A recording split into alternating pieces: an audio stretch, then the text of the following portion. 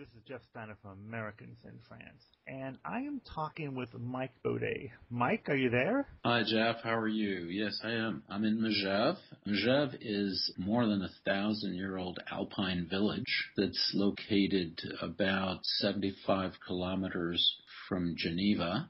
It's in the French Alps. It's at the foot of Mont Blanc, the highest mountain in Europe. Why are you in Megeve? Well, Megeve is, for the business that I'm in, which is a small, very high-level private ski school, working almost exclusively with Anglo-Saxons located in all of Europe. We do have Americans and Canadians and Australians that come in to visit Europe, and they come and ski in the French Alps. It's perfectly located from a logistical point of view from Geneva Airport, and it's a quick drive, so it's almost as easy as going skiing in the United States if somebody lived on the East Coast. In less than an hour, you're from the airport in Geneva, you're skiing in the French Alps in a beautiful old village with small chalets and very, very nice hotels, 4-star, 5-star hotels and restaurants.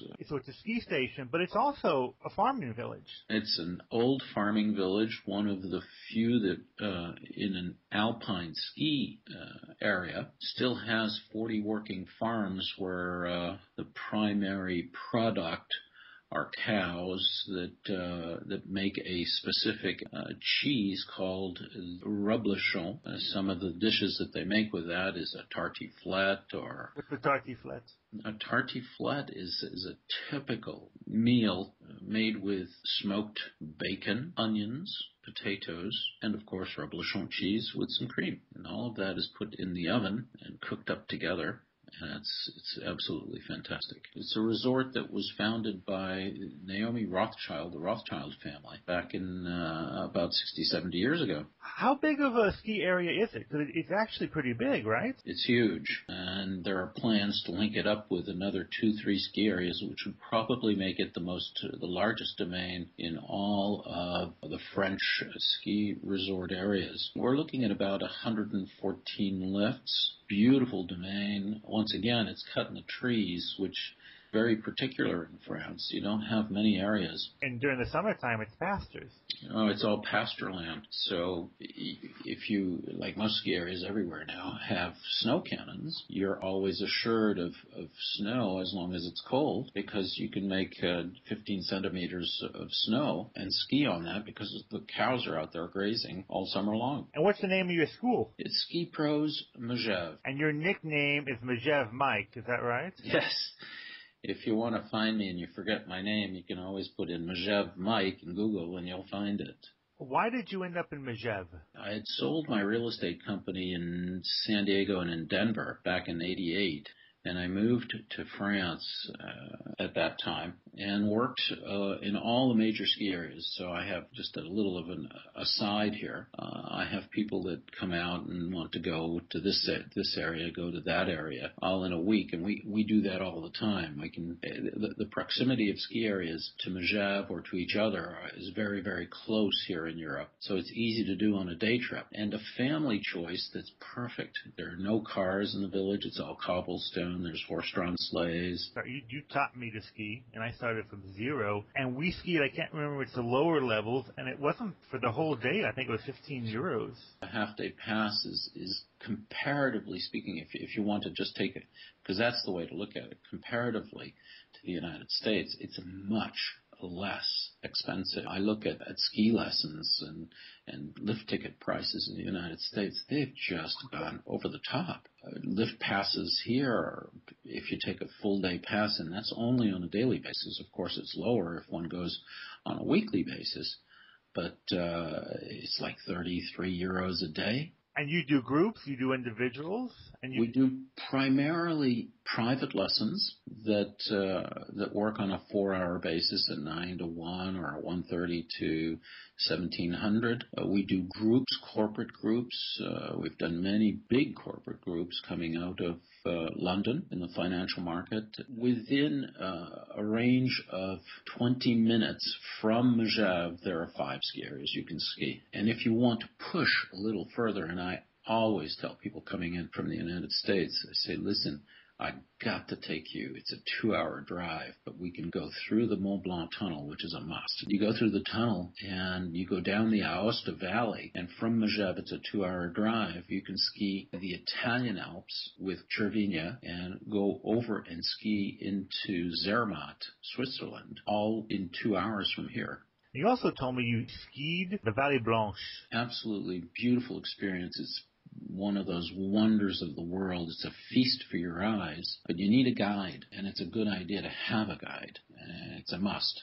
But you're skiing down a long, beautiful valley with all of the majestic peaks all around. It's very easy. It's not a difficult thing to do. An intermediate skier can do it. The problem is there are crevasses, which is why you need to take a guide. Actually, you're skiing on a glacier, and so there are cracks in the glacier. Called crevasses, and when there's a good snowfall, all the crevasses are covered with snow, sometimes fully covered, and sometimes snow bridges that allow you to pass. But you have to, once again, I absolutely insist that you use a guide to go and do that. It's long.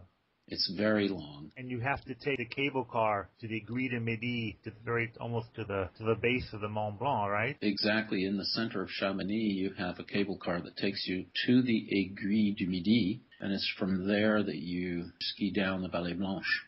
From the top of the cable car at the Aiguille du Midi, you'll walk about 100, 200 steps down, and then you're on the snow, and you'll ski all the way down the Vallée Blanche into, and when I did it in 1975, in April, May, we skied right to the village. What's it like running a business in France? It's very competitive, like any business anywhere. But here particularly, especially in a small village that has its established ski school, and that's the case in all of the alpine villages. It's usually local kids who go through the programs, the racing programs, and become ski instructors.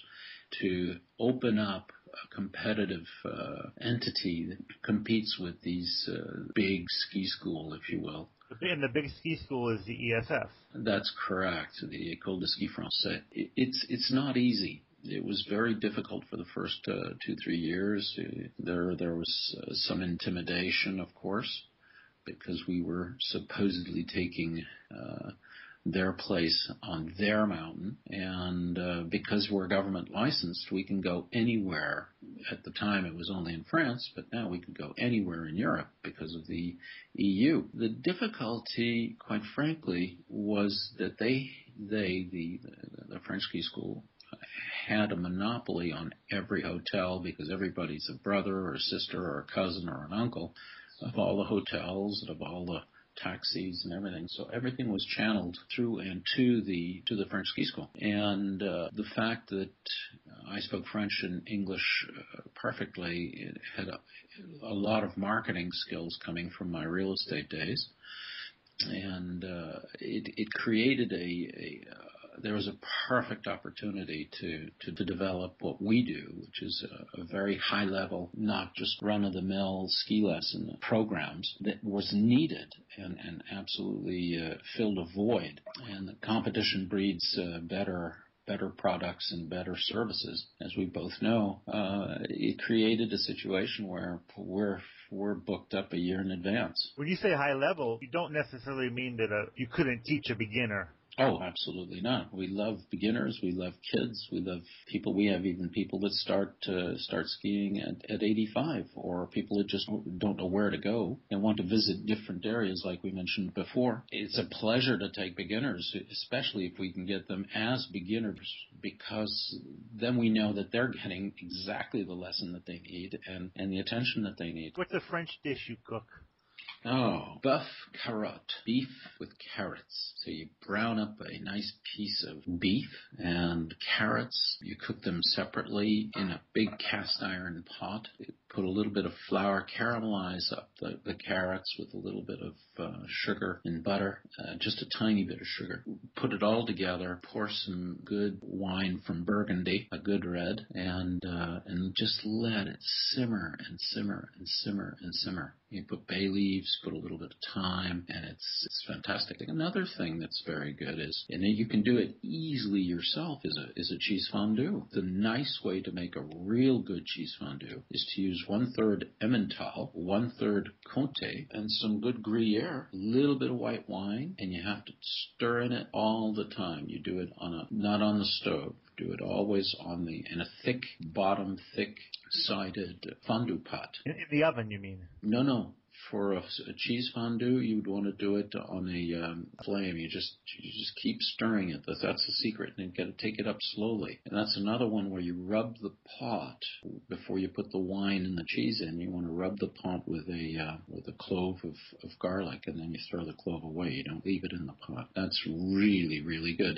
The whole secret is the proper mix of the three cheeses. And the Comté is a nice one. Just to use a decent white wine from Savoie. Oh, from Savoie, okay. Savoie, Haute-Savoie, as you know, one of the Alpine regions in France where Megeve is located is in Haute-Savoie, and then you have Savoie, which is just below it, and these are called departments. They're departments in France. Haute-Savoie is known as, by the designation 74. Right. So if you're driving down the road and you see a license plate and you see 74, you know that it's Haute-Savoie, and Savoie is 73. We'll sometimes make our fondue. We just use Abondance. Oh, yes. That's nice, too. Yeah, somebody told me, from, we both live in Haute-Savoie, so somebody locally told me, just melt that. They just said and I did it. It's not so bad. It's pretty good. It's nice. It's nice to use a mix. Yeah, mix is nice too. Because a lot of people just use Gruyere or Swiss cheese, Swiss Emmental, and it's just too rubbery. The mixture of the Comté, the Gruyere, why not Abondance? It's a lovely, lovely cheese. It's fantastic. What is something that you don't like about France? The difficulty with the administration. Since 1988, it's changed dramatically. Lots can be done on internet, but everything having to do with administration can be long. That's why creating a business is not the easiest thing to do in the world. You should always talk to somebody. The other thing is time delays and the hoops you have to jump through to put a transaction together to buy a piece of real estate. What is something you like about France? The time that people take to enjoy a meal, life. There's hustle and bustle, obviously, in the big cities, but the respect of the family, the time together, that's pretty special. What are some of the cultural differences you've noticed between America and France? I think that food plays a very important role. Good food, sitting down and taking time, the openness of wine at the table. You'll see families that have a small glass of wine, even very young, so that it's not a taboo, but it needs to be respected. It's in the United States, it's rare that you'd ever see somebody young sitting at a table and having a glass of wine. Not that they drink. I mean, when I say a glass of wine, it's just a taste. You dip your lips in it. It's not really to drink the whole thing, but that's a taboo that I found in the United States that isn't so here. What would be your suggestion for anybody who was thinking of moving to France? Come and visit first. Come and spend a month driving around, and then once you've decided where you want to go, because there's so many things to do and so many places to see, so many lovely places to live. The question becomes one of going there and renting a place for a month and really getting into the nitty-gritty, especially if you're going to buy something. Very important. Get people that have done what you want to do as good friends to advise you, to help you along on the ramifications of a move, to really enlighten you. Don't be afraid to ask questions. And don't be afraid to ask questions. Just don't go blindly into anything without having been very informed. Right, and I think realize it's different in France than it is in America. And don't expect the friendliness of Americans in general to be the same here. It's not. Normally, if you say bonjour, kind of starts you on the good road. You have to say bonjour, and you never ask anybody how they are. You never say comment allez-vous. You just say bonjour, and then you... It's very important. Some places, some people will look at you as, well, why are you even addressing me? You know, we don't know each other. If you go into what we call a commerçant, let's say a boulangerie, a place that makes bread and croissants, which are, by the way, fantastic here, and pastries, you would always say bonjour. But if you're walking down the street and somebody's crossing your path, you wouldn't necessarily say bonjour. If you did, people would look at you askance and say, "What do you want?" It is true. That can be true. I think that is true. Except if you know the person. Sometimes. If you know the person and you don't say hello, then you've got a problem. Then you've got a problem. So you have to kind of, no, it's true, you have to kind of know. But you wouldn't, if I walked out the door of my place here in Megeve, I'm very well known up here, so I say hello to everybody. But when I first came to Europe, went to France, I said hello to everybody, like we say back home. You run into people you don't know, you just still say hello. Yeah, I did that. And here, if you do that, they're going to look at you. What do you want? What's your problem? Anything else you'd like to add? I would hope that Americans come out and visit this country. Take the time. Don't try and do it too quickly because there's so much to see. There's so many places to go. I think that if you come out and you get established here, if you spend more than 2 to 3 years, you'll have a hard time going back home. Okay, Mike, it's been very nice talking with you. It's been a pleasure, Jeff. All right, take it easy. You take care. Thanks.